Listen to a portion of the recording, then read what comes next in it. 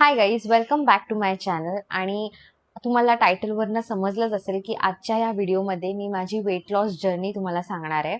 So सगळ्यात पहिले मी हे मेन्शन करते की आज माझं जे वेट आहे हे 60 kgs आहे आणि येस, मी परत एकदा वेट गेन केलं आहे. सो हा व्हिडिओ मी ह्यासाठीच बनवते कारण मला ही वेट लॉस जर्नी आता परत एकदा स्टार्ट करायची आहे आणि परत एकदा मला माझ्या बॉडीवरती थोडंसं फोकस करायचं आहे. अजून एक गोष्ट म्हणजे मला जेवढं काही या व्हिडिओमध्ये मेन्शन करता येणार आहे हे मी सगळं ह्या व्हिडिओमध्ये मेन्शन करते आणि म्हणूनच मी माझ्याकडे काही पॉइंटर्ससुद्धा लिहून ठेवलेत कारण मी खूप विसरते. सो मी सगळे हे पॉईंट्स नोट डाऊन करून ठेवलेत आणि चला तर मग आपण स्टार्ट करूया ही व्हिडिओ. लास्ट इयर माझ्या वेट लॉस जर्नीच्या आधी माझं वेट होतं 59 kgs आणि त्यानंतर माझं वेडिंग होतं फेब्रुवारीमध्ये. सो मी अराउंड नोव्हेंबरमध्ये मी माझं वेट लॉस जर्नी चालू केलं होतं आणि माझ्या वेडिंगच्या दिवशी माझं वेट होतं 51 kgs. सो या 3 मंथ्सच्या जर्नीमध्ये मी टोटल 8 kgs लूज केले होते, विच इज गुड. म्हणजे एक ॲव्हरेज नंबर आहे हा, कारण मोस्टली असं म्हटलं जातं की 1 kgs पर वीक जर तुम्ही लूज करताय तर हेल्दी आहे ते. सो त्याच्यामध्ये असं टेन्शन घेण्यासारखं काही नाही आहे, कारण हे खूप असं एक्सटेन्सिव्ह वर्कआउट किंवा एक्सटेन्सिव्ह आपण नाही करत आहोत. सो मी 8 kgs लूज केलं होतं 3 मंथ्स. सो नॉर्मली जर तुम्ही प्रॉपर जर अजून केलं तर तुम्ही 3 मंथ्समध्ये टोटल 12 kgs लूज करू शकतात. लिमिट 12 kgsचा लिमिट तुम्ही करू शकता असं. सो माझ्याकडे वेट लूज करायला 2 रिझन्स होते. एक म्हणजे ऑब्व्हियसली माझी वेडिंग होती, सो मला त्यासाठी थोडंसं आउटफिट्स वगैरे चांगले वाटले पाहिजे माझ्यावर. सो म्हणून ह्यासाठी हे एक रिझन होतं की मला ते आउटफिट्स वगैरे किंवा माझा ओव्हरऑल लुक चांगला असायला पाहिजे माझ्या वेडिंगमध्ये, कारण once in a lifetime गोष्ट आहे ती आणि तुम्हाला तुमचं बेस्ट दिसायचं असतं वेडिंगच्या दिवशी, विच इज वाय तो एक माझा गोल होता किंवा ते एक माझं रिझन होतं. अनदर रिझन विच वॉज की मला PCOS आहे. लास्ट 4-5 इयर्सपासून थोडंसं एक्स्ट्रीम आहे. म्हणजे मला आधीपासून आहे.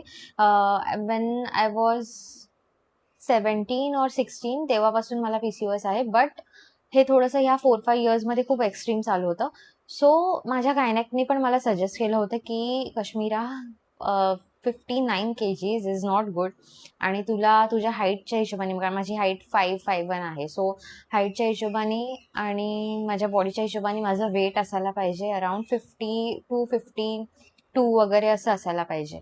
सो हे एक रिझन होतं की मला PCOSमुळे पण किंवा माझ्या ओव्हरऑल हेल्थसाठी पण मला वेट लूज करायचं होतं. सो हे 2 रिझन होते. एक तर म्हणजे माझी वेडिंग होती आणि दुसरं म्हणजे मला PCOS होता म्हणजे आहे. आणि ॲक्च्युली हे PCOSचं जर बघायला गेलं तर आत्ता पण माझं वेट 60 झालं आहे. सो जेव्हा मी 51 होती, 51 to 53च्या मध्ये मला PCOSचा काहीच त्रास झाला नव्हता. बट जसं परत माझं वेट अबव 53-55 गेलं, तसं मला हा प्रॉब्लेम इश्यू हा परत माझा चालू झाला आणि आता तर मी 60 आहे. सो लास्ट मंथच माझे भरपूर सारे गायनॅक व्हिजिट्स झालेत, कारण हे सगळं परत चालू झालं because of my weight gain. So weight आणि PCOSचं डिरेक्ट कनेक्शन ॲटलीस्ट माझ्यासाठी तरी आहे आणि ॲक्च्युली भरपूर मुली ज्यांना PCOS आहे, हे लोक ह्या गोष्टीला रिलेट करू शकतात, कारण आपलं वेट जेव्हा वाढतं किंवा कमी होतं, कमी मोस्टली नाही, मोस्टली वाढल्यानंतरच मी हे नोटीस केलं आहे बऱ्याचशा मुलींमध्ये, जेवढे माझ्या ओळखीमध्ये आहेत, की वेट वाढल्यावरती हे इश्यूज जास्त चालू होतात. आणि ऑब्व्हियसली फक्त वेट हे रिझन नाही आहे, आपली ओव्हरऑल लाईफस्टाईल, आपलं डाएट आणि ह्या सगळ्या गोष्टी पण त्याचं रिझन असतं.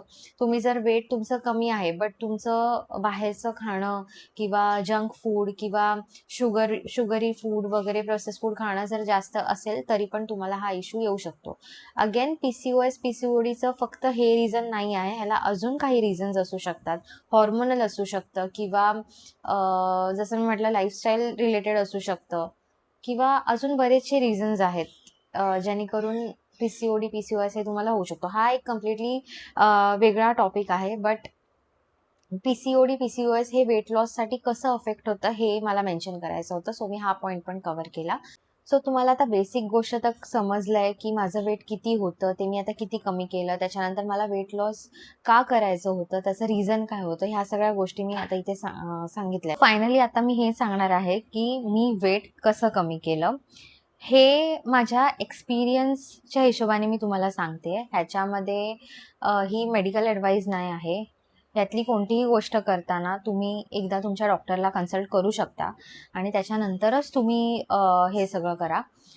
सो सगळ्यात फर्स्ट पॉईंट आहे की शुगर, मैदा आणि प्रोसेस फूड हे मी कम्प्लिटली बंद केलं.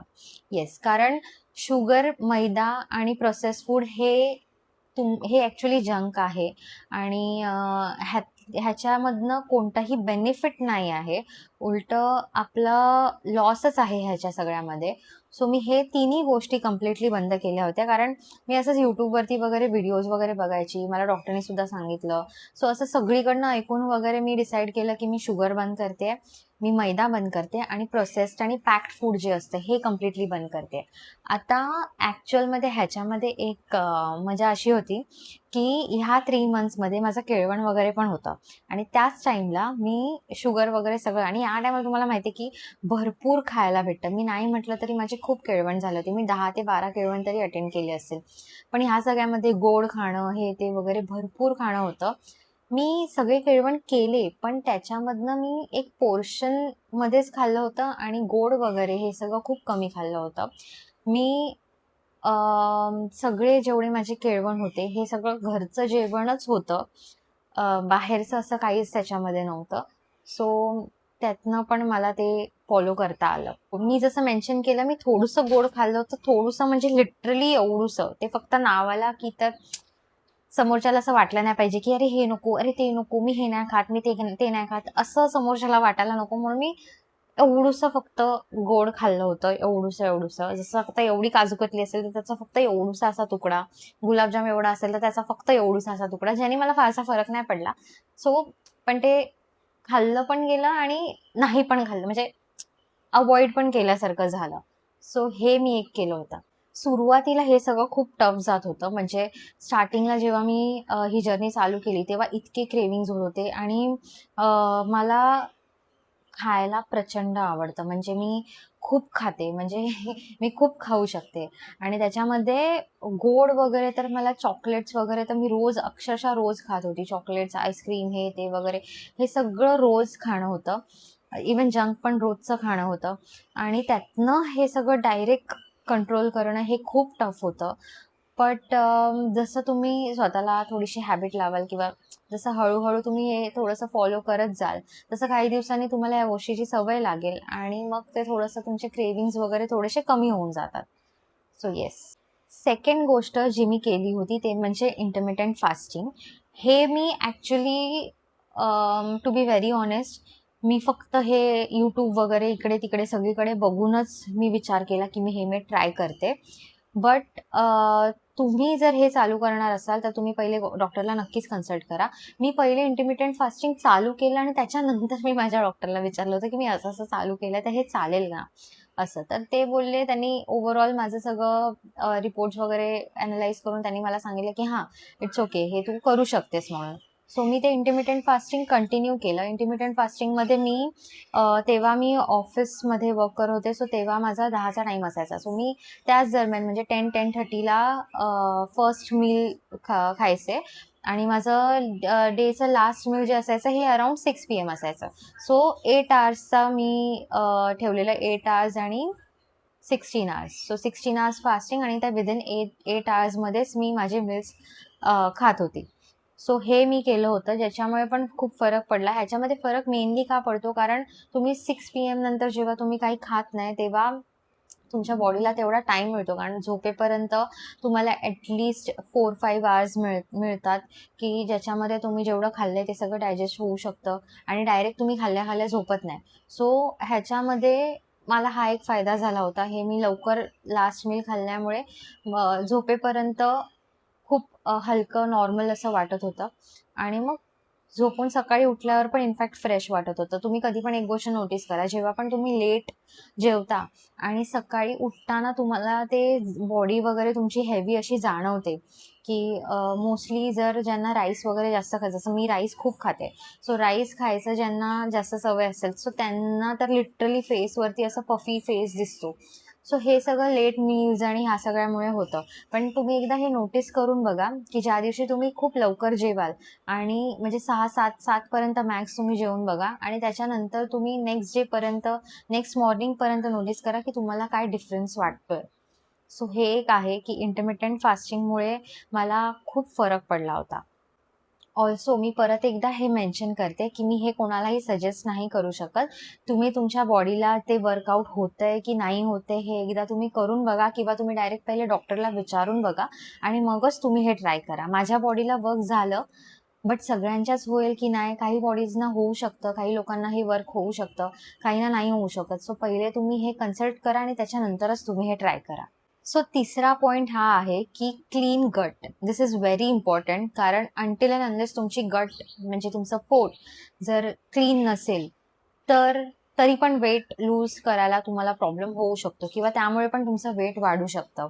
आता हा पॉइंट अगेन इंटरमिटेंट फास्टिंगवरती पण थोडासा रिलेट करेल, कारण गट क्लीन होण्यासाठी तुम्ही त्याला फारसा वेळ देत नाहीये. सो विच इज वाय आपण जे खातो हे आपल्या पोटामध्ये जमा होत जातं आणि ते जर प्रॉपर क्लीन नाही झालं तर आपलं वेट वाढू शकतं किंवा वेट लूज करायला खूप इश्यूज येऊ शकतात. सो तुमची गट हे कम्प्लिटली म्हणजे क्लीन झाली पाहिजे रोज, जेणेकरून तुम्हाला वेट लॉस इझिली करता येईल आणि तुमचं फॅट्स पण जमा होणार नाही. सो ह्यासाठी मी तर ह्यासाठी डॉक्टरना सांगितलं होतं. मला ॲक्च्युली माझा तो थोडासा इश्यू होताच. सो मला हे डॉक्टरांनी पण सांगितलं होतं आणि एक सिरप वगैरे पण दिलेलं त्यांनी, जे तुम्हाला गट वगैरे क्लीन करायला हेल्प आउट होतं. तुम्हाला असा काही इश्यू असेल तर तुम्ही ते पण एकदा कन्सल्ट करू शकता. ऑर एल्स नॉर्मल तुम्ही घरी रोज सकाळी उठून गरम पाणी वगैरे पिऊन सुद्धा हे तुम्हाला म्हणजे गरम पाणी वगैरे पण पिऊन तुम्ही हे करू शकता क्लीन. सो तुम्हाला जर असा गटचा इश्यू असेल किंवा पोट तुमचं क्लीन होत नसेल तर तुम्ही तुमच्या डॉक्टरला कन्सल्ट करू शकता, त्यांचे सजेशन्स घेऊ शकता. ते तुम्हाला काहीतरी मेडिसिन्स वगैरे प्रोव्हाइड करतील. बट येस, ते मेडिसिन्स लॉंग टर्म नसले पाहिजे. ते फक्त काही काळापुरतीच ते कन्झ्युम केले पाहिजे, त्याच्याहून जास्त नाही. सो तुम्ही हे तुमच्या डॉक्टरला एकदा कन्सल्ट करूनच तुम्ही हे फॉलो करा. नाहीतर मग जसं मी म्हटलं की तुम्ही गरम पाणी वगैरे हे नॉर्मल, परत ते जीरा, अजवाईन वगैरे ह्याचं पण एक पावडर बनवून तुम्ही तेही करू शकता. त्याच्याने पण फार फरक पडतो. सो गट जर तुमची क्लीन असेल त्याने काय होतं की तुमचं डायजेशन बेटर होतं आणि डायजेशन बेटर झालं की तुमचा वेट लॉस पण हा इझिली होऊ शकतो. पॉइंट नंबर 4 इज वॉकिंग किंवा डेली मुवमेंट. आता काही जणांना वॉकिंग हा एक त्यांना इझी ऑप्शन आहे किंवा ॲटलिस्ट आता मी जे केलं होतं हे फक्त मी वॉक करत होते जेव्हा पण मला वेळ मिळेल, ऑफिसमध्ये तर ऑफिसमध्ये, आणि थोडंसं बॉडीची मुवमेंट असायला पाहिजे, म्हणजे ती बॉडीची मुवमेंट मी करत होती. मेनली तर मी वॉकच करत होती. पण ह्याच्यामध्ये कसं आहे, आता मी खरं सांगायचं झालं तर मी 1 वर्ष आधी म्हणजे माझ्या लग्नाच्या 1 वर्ष आधी 2024च्या फेबमध्ये मी जिम जॉईन केली होती. वर्षाचा पॅकेज घेतला होता. आता त्या 1 इयरच्या पॅकेजमध्ये 365 डेजमध्ये मी hardly 60 or even less than 60 days मी फक्त जिमला गेली होती. कारण मी तेवढी कन्सिस्टंट नव्हती आणि माझ्याकडनं ह्या सगळ्या गोष्टी कन्सिस्टंटली होत नाही. सो जिम मी फार कमी गेली होती. सो मी असं बोलणारच नाही की मी जिम करून वेट लूज केलं. बट हां, ॲक्च्युली माझं चुकत होतं की मी कन्सिस्टंट नव्हती. बट तुम्ही पण जर जिम वगैरे काही जॉईन केलं असेल किंवा योगा क्लासेस वगैरे जॉईन केले असतील तर तुम्ही कन्सिस्टंटली जा, कारण ते पण खूप हेल्प आउट करणार आहे तुम्हाला वेट लूज करण्यासाठी. फक्त डाएट वेट लूज करायला हेल्प नाही करत आणि फक्त एक्सरसाइज पण वेट लूज करायला हेल्प नाही करत. ह्या दोन्ही गोष्टी पण असायला पाहिजे. असं मेनली म्हटलं जातं की 80% हे डाएटवरती डिपेंडेंट असतं आणि 20% workout. But workout is also must, कारण तुमचे बॉडी मुवमेंट्स झाले पाहिजे. सो मी जिम तर नव्हतं केलं, हार्डली मी 50 डेज 55-60 डेज गेली होती. बट मी नॉर्मल ह्या 3 मंथ्सच्या फेजमध्ये मी नॉर्मल वॉक वगैरे करायचे. ऑफिसमध्ये तर ऑफिसमध्ये मी करत होते किंवा कुठेही म्हणजे नॉर्मली आता रोडनी ते म्हणजे असं कुठेही जायचं असेल तर येताना जाताना गाडी वगैरे न नेता जवळ असेल जर लोकेशन तर वॉक करून जाणं किंवा असं छोटे छोटे छोटे चेंजेस मी केले होते. आणि ट्राय करायचे मी की बॉडीची मुवमेंट जेवढी होईल तेवढं चांगलंच आहे. आता जिमचं जे रिझन होतं, जिममध्ये कसं होतं की जिममध्ये मी फक्त वेट ट्रेनिंग नव्हती करत, मी कार्डिओ करत होती मेनली. कारण माझं टेलबोनचा थोडासा इश्यू आहे, त्यामुळे मी वेट ट्रेनिंग मला कम्प्लिटली अवॉइड करायला सांगितलं होतं. सो मी फक्त कार्डिओ करत होती. आणि सुरुवातीला मी जोशमध्ये जाऊन वेट ट्रेनिंग केलं होतं, ज्याने मला परत माझ्या बॅकचा इश्यू चालू झाला होता. त्याच्यामुळे मी ते नंतर कम्प्लिटली बंद केलं आणि मग मी परत कार्डिओ. सो हे ऑन ऑफ चालू होतं, ज्याच्यामुळे मग माझं ते कन्सिस्टंटली झालं नाही. बट या अशा छोट्या छोट्या मुवमेंट्स किंवा नॉर्मल छोटे वॉक्स वगैरे घेऊन पण तुम्ही थोडंसं तुमची बॉडी मुवमेंट केली तरी ते तुम्हाला हेल्प आउट होणार आहे वेट लूज करण्यासाठी. गरजेचं नाही आहे की तुम्ही 10,000 स्टेप्स 12,000 स्टेप्स करायलाच पाहिजे. अगदी तुम्ही दिवसाला 2,000 3,000 पासून स्टार्ट करा, 5,000 देन 7,000, मग तुम्ही हळूहळू 10,000 पर्यंत न्या. ते तुम्हाला नक्की हेल्प आउट करेल. डायरेक्ट तुम्ही डे 1 पासून जर 10,000 स्टेप करायला जाणार तर ते पॉसिबल होणार नाहीये. बट येस, थोडंसं तुम्ही वॉक किंवा नॉर्मल बॉडी मुवमेंट ही असायलाच पाहिजे. बॉडी मुवमेंट ही करा. तुम्हाला हे नक्कीच नक्कीच नक्कीच तुमच्या वेट लॉसच्या जर्नीमध्ये हेल्प आउट करणार आहे. सो 5th पॉइंट आणि लास्ट पॉइंट जो आहे तो म्हणजे पोर्शन कंट्रोल. आता तुम्ही डाएट वगैरे करतायत, पण तुम्ही म्हणाल की मी डाएटचं फूड म्हणजे घरातलंच जेवतोय किंवा मी हेल्दीच खाते किंवा खातोय, तर हे मी कितीही खाऊ शकतो. तर असं नसतं. इवन जर ते फक्त फ्रूट्स का असेना किंवा नॉर्मल घरचं जेवण का असेना, हे हेल्दी आहे, पण ह्याचा पण एक पोर्शन असतो. त्या पोर्शनमध्येच तुम्ही ते खाल्लं पाहिजे. कारण आपल्याला सवय असते की आपल्याला म्हणजे असं पोट भरून खाण्याची सवय असते. आणि मलाही होती, अजूनही आहे, म्हणूनच आता माझं परत वेट गेन झालंय. बट असं म्हणतात की आपली जेवढी भूक असते त्याचं 50-70% आपण खायचं असतं.